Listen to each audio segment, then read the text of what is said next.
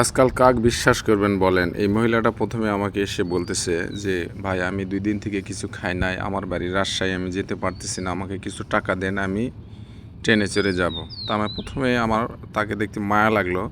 তারপরে ওনার মুখের দিকে তাকায় আমার মনে হলো না যে এই লোক ২ দিন থেকে খায় না। দেখেন পান খেয়ে মুখটা কীরকম লাল করেছে। তারপর ওনার সাথে কিছু কথাবার্তা বলার এক পর্যায়ে তারপর ভাবলাম যে কিছু টাকা দেই। পরে টাকা বের করতে যাচ্ছিলাম, এমন সময় এক লোক এসে বলতেছে, "ভাই ওনার বাড়ি রাজশাহী না, ওনার বাড়ি এই এলাকায়। উনি এভাবে মানুষকে বলে টাকা-টুকা উঠায়।" আসলে দেখেন যাদের অরিজিনাল সমস্যা তারা কিন্তু অনেক সময় পায় না এই ধরনের লোকেদের জন্য। এদেরকে আসলে কি বলা উচিত?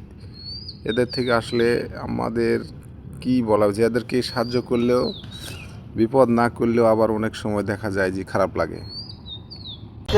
এই যে প্রতারিত করতেছেন এটা কিন্তু খারাপ। সঠিক কথা বলবেন, আপনার সমস্যা আপনি বলবেন যে আমার এই সমস্যা বা এটা বলা উচিত, ঠিক আছে? কেউ যদি আপনার কষ্ট দেখে আসে, আপনি তো সুস্থ সবল লোক, ছেলে মেয়ে আছে? হ্যাঁ, মেয়ে আছে। স্বামী কি করে? স্বামী চাকরি করে। কি চাকরি করে? ব্যাংকে। হ্যাঁ, ব্যাংক। ব্যাংকের চাকরি করে। কোথায় সেটা? এখানেই।